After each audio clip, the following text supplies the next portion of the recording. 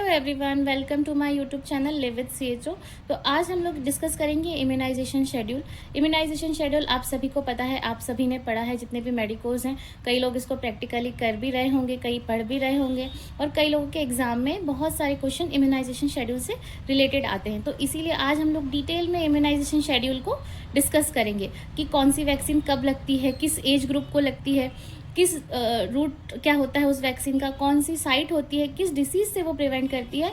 तो ये सारी चीज़ें आज हम लोग इस वीडियो के थ्रू डिस्कस करेंगे। तो सबसे पहले हम लोग बात कर लेते हैं वैक्सीन की कि वैक्सीन कब कब लगती है। तो सबसे पहले लगती है एट बर्थ, उसके बाद लगती है 6 वीक्स, फिर 10 वीक्स, फिर 14 वीक्स, देन 9 to 12 मंथ्स और 16 to 14 मंथ, और लास्ट 5 to 6 ईयर्स। इसके बाद 10 और 16 ईयर्स में भी टीडी का वैक्सीनेशन दिया जाता है।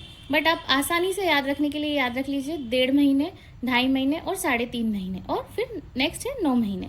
तो ये होती है मेन वैक्सीन। मतलब एक बच्चे का पूरा फुल्ली इम्यूनाइज्ड चाइल्ड जब कहलाता है जब उसको 9 to 12 मंथ का वैक्सीन लग गया हो, तभी जाके माना जाता है कि एक बच्चा फुल तरीके से इम्यूनाइज्ड है। मतलब उसको पूरी वैक्सीन लगी हुई है, वह पूरी तरीके से वो टीकाकृत किया गया है।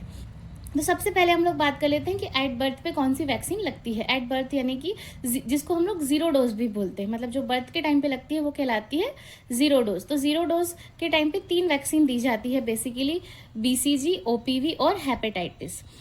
तो सबसे पहले हम लोग बात कर लेते हैं बीसीजी की। बीसीजी का जो वैक्सीन होता है वो ट्यूबरक्लोसिस से प्रिवेंट करता है, और इसका डोज होता है 0.05 ml। इसका जो रूट होता है वो होता है इंट्राडर्मली, और इसको लेफ्ट अपर आर्म में दिया जाता है। तो और ये बच्चे को टीबी की बीमारी से प्रिवेंट किया जाता है। बीसीजी का जो वैक्सीन होता है वो एट बर्थ ही लगता है। अगर एट बर्थ बीसीजी का वैक्सीन नहीं लगा तो इन केस हम उसको 1 मंथ तक भी दे सकते हैं, और 1 मंथ से लगा के 1 ईयर तक दे सकते हैं। इसमें इसका डोज होता है 0.1 ml। तो ये 1 ईयर तक भी लग सकता है बीसीजी का डोज।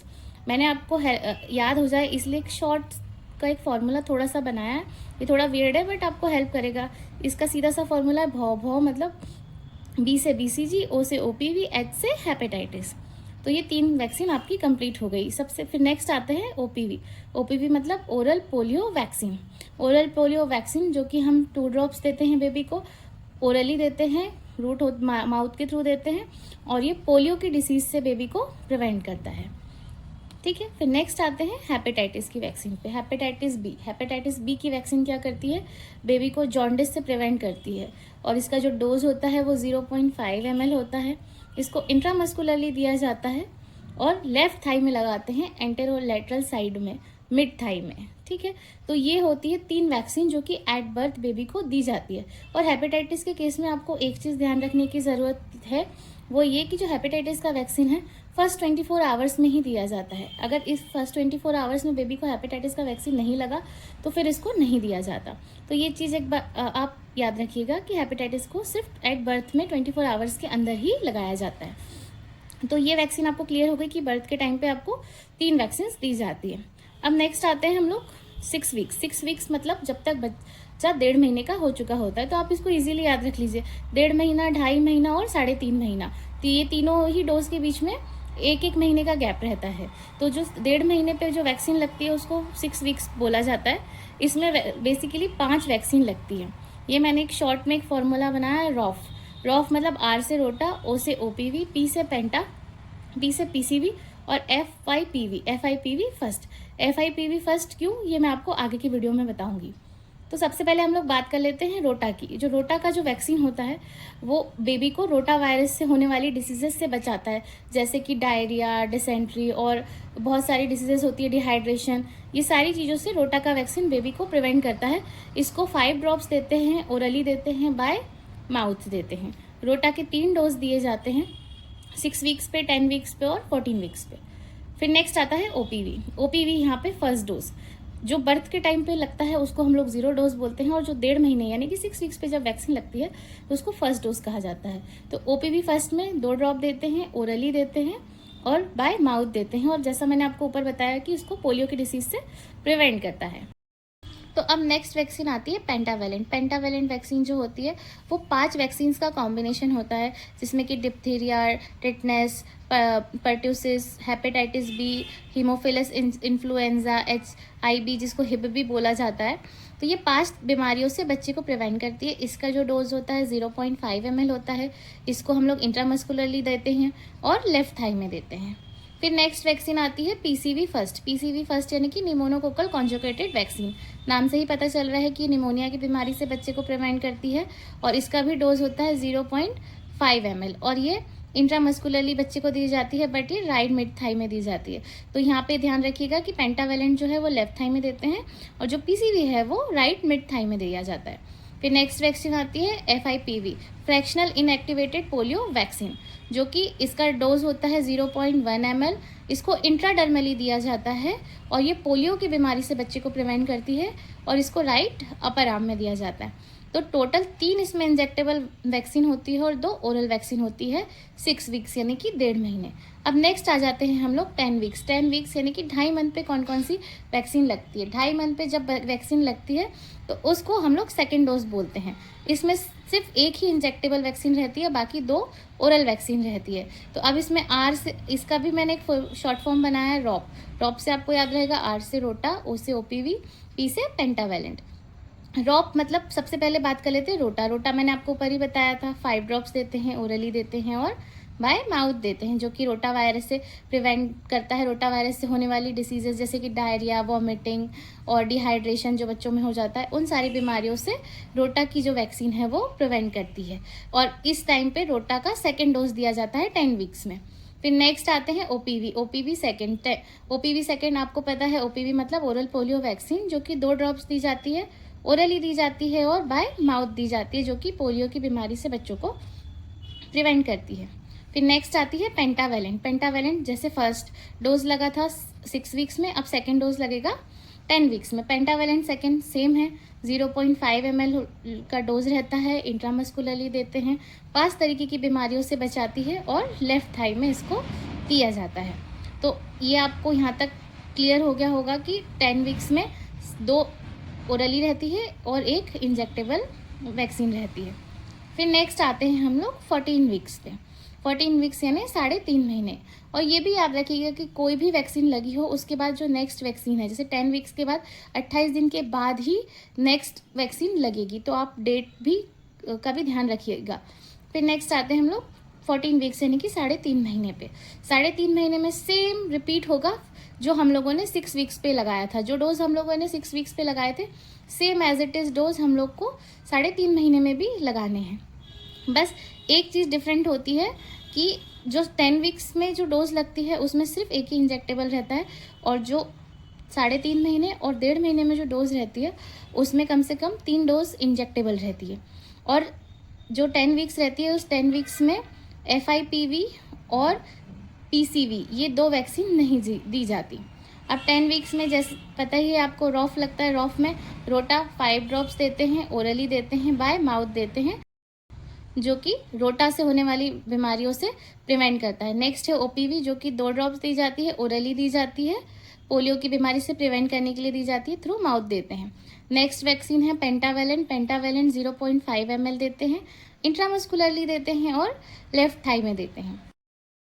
अब हम बात कर लेते हैं 14 वीक्स की। तो 14 वीक्स पे मेनली 5 वैक्सीन लगती है, सेम एज इट इज़ जैसा मैंने ऊपर बताया था कि 1.5 मंथ में 5 लगती है, वैसे ही सेम वैक्सीन 14 वीक्स में लगती है, मतलब कि 3.5 महीने में। तो इसका भी फॉर्मूला है रॉफ। फर्स्ट आती है रोटा, जो कि 5 ड्रॉप्स देते हैं, ओरली देते हैं, बाय माउथ देते हैं।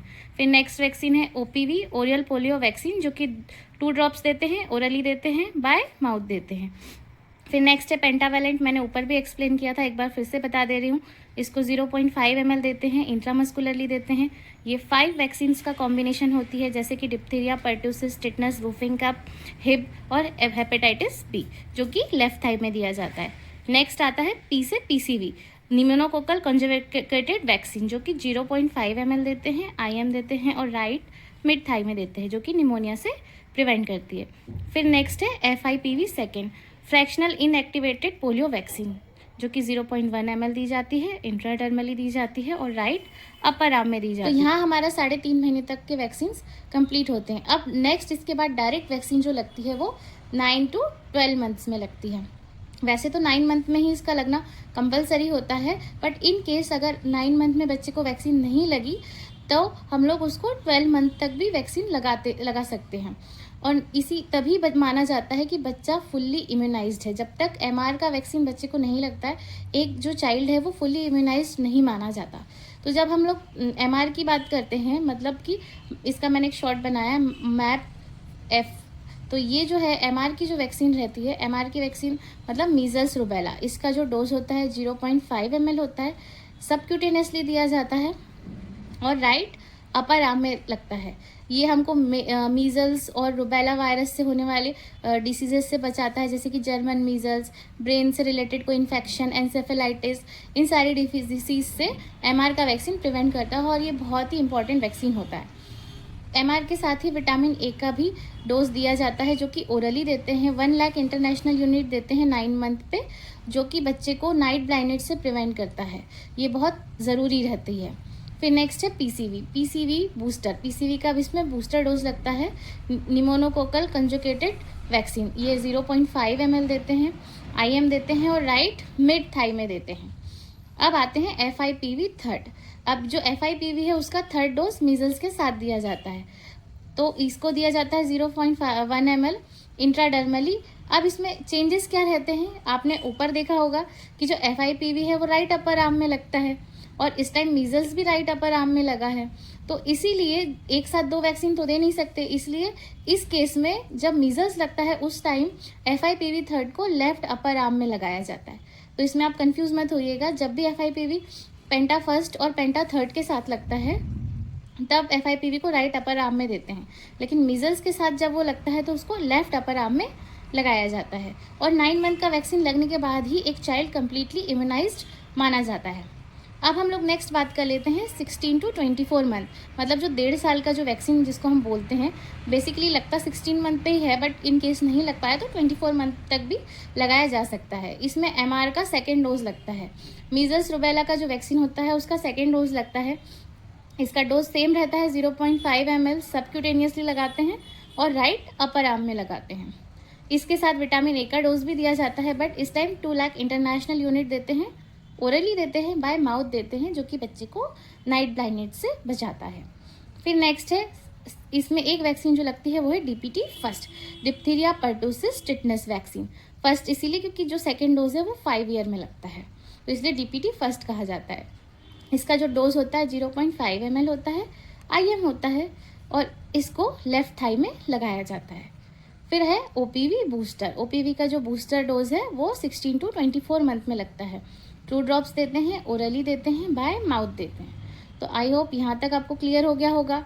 अब नेक्स्ट जो आता है 5 to 6 ईयर। 5 to 6 ईयर में एक ही वैक्सीन लगती है, that is DPT second. DPT second जो कि 0.5 ml देते हैं, इंट्रामस्कुलरली देते हैं, लेकिन इस बार डेल्टॉइड मसल में देंगे, ठीक है। तो और इसके साथ विटामिन ए का भी डोज दिया जाता है। जैसे ही 16 to 24 मंथ पे जब हम विटामिन ए का डोज दे देते हैं बच्चे को, तो उसके हर 6 महीने पे बच्चे को डोज देते जाना है। हर 6 महीने बाद विटामिन ए का डोज बच्चे को 5 साल का होने तक पिलाया जाता है। तो आई होप आपको ये वीडियो समझ में आया होगा, इससे आपको बहुत सारी हेल्प मिली होगी। अगर आपको कोई कन्फ्यूजन या कोई डाउट है तो प्लीज़ कमेंट्स में बताना, और अगर आप और भी चाहते हो कि मैं ऐसे और भी आपके साथ वीडियो शेयर करूं तो प्लीज़ कमेंट करके बताना कि मैं आप कौन से और टॉपिक से वीडियो चाहते हो। अगर आपको ये वीडियो अच्छी लगी हो तो इस चैनल को सब्सक्राइब करें, लाइक करें, शेयर करें और प्लीज़ बेल आइकन को प्रेस करना ना भूलें। Thank you.